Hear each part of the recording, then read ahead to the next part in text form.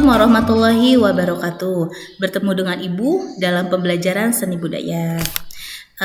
Untuk materi ketiga, kelas 7, kita akan membahas tentang gerak tari berdasarkan level dan pola lantai. Lanjut. Adapun kompetensi dasar dan tujuan pembelajarannya bisa kalian lihat di slide ya. Oke, kita ke gerak tari. Gerak tari gerak tari dapat dibedakan berdasarkan makna dan sifatnya. Yang pertama, gerak tari berdasarkan maknanya. Jadi berdasarkan maknanya, gerak tari itu dibedakan menjadi dua macam. Yang pertama ada gerak murni dan yang kedua ada gerak maknawi. Gerak murni adalah gerak tari yang disusun untuk keperluan keindahan. Sedangkan gerak maknawi adalah gerak tari yang mengungkapkan maksud dan maknanya. Misal, dalam tari Bali ada gerakan menuding, itu artinya marah. Lalu yang kedua, gerak tari berdasarkan sifatnya. Berdasarkan sifatnya, gerak tari itu dibedakan menjadi dua. Yang pertama, gerak maskulin dan gerak feminim. Maksudnya apa nih? Gerak maskulin itu adalah gerak tari yang bersifat kelelakian, sedangkan gerak feminim adalah gerak tari yang bersifat halus dan mencerminkan kewanitaan. Kita lanjut, level pada gerak tari. Tinggi, rendah gerak, dan posisi di atas panggung itu disebut level. Ada 3 macam level yang kita kenal. Yang pertama ada level rendah, yang kedua level sedang atau medium, dan yang ketiga itu ada level tinggi. Level rendah maksudnya apa nih? Level rendah itu posisi si penari saat duduk dengan berbagai gerakan tari.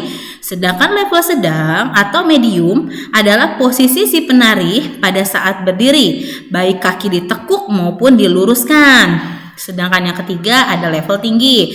Maksud dari level tinggi itu adalah seorang penari pada saat jinjit maupun melompat. Oke, bisa dilihat gambarnya. Adapun contoh tari level rendah itu ada tari saman. Tari saman berarti dia masuk ke level rendah karena posisi si penarinya itu dia duduk. Lalu contoh yang kedua ada tari dengan level sedang. Bisa lihat di gambar ada tari piring dan tari payung. Nah, kedua tarian ini masuk ke dalam level sedang karena karena si penarinya itu menari saat posisinya berdiri. Lanjut, yang ketiga ada contoh tari level tinggi. Nah, ini bisa lihat di gambar ya. Jadi posisi penarinya itu dia lompat maupun jinjit.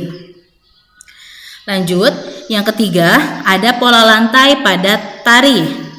Pola lantai adalah penempatan posisi penari di atas panggung agar terlihat rapi dan tertata dengan baik. Dengan demikian, pola lantai digunakan untuk membuat susunan penari menjadi teratur sehingga pertunjukan tari dapat berjalan dengan baik. Nah, ini ada jenis-jenis pola lantai. Yang pertama ada pola lantai tari tunggal, yang kedua pola lantai tari berpasangan, dan yang ketiga ada pola lantai tari kelompok.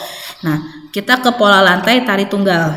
Jadi, pola lantai tari tunggal ini sering disebut juga dengan istilah pola lantai itu sering disebut dengan istilah desain lantai. Jadi, pola lantai tari tunggal adalah garis maya yang terjadi sebagai akibat pergerakan penari tunggal yang berpindah tempat dari satu posisi ke posisi berikutnya. Lanjut yang kedua, pola lantai tari berpasangan.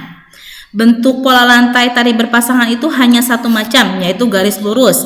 Variasinya bisa dibentuk dari dua orang penari tersebut adalah variasi arah garis. Lalu yang ketiga, pola lantai tari kelompok. Jadi kalau tari kelompok ini bisa dibuat secara beragam. Semakin banyak penari yang terlibat, semakin banyak pola yang bisa dibuat. Jadi seorang penata tari itu bisa memadukan dua pola dasar, yaitu garis lengkung dan garis lurus menjadi berbagai bentuk pola lantai. Oke, sekian pembelajaran dari Ibu. Adapun sumber yang Ibu gunakan adalah buku seni budaya kelas 7 dari Platinum dan Canva, canva.com. untuk pembuatan PowerPoint dalam bahan ajarnya. Oke, sekian. Terima kasih. Wassalamualaikum warahmatullahi wabarakatuh.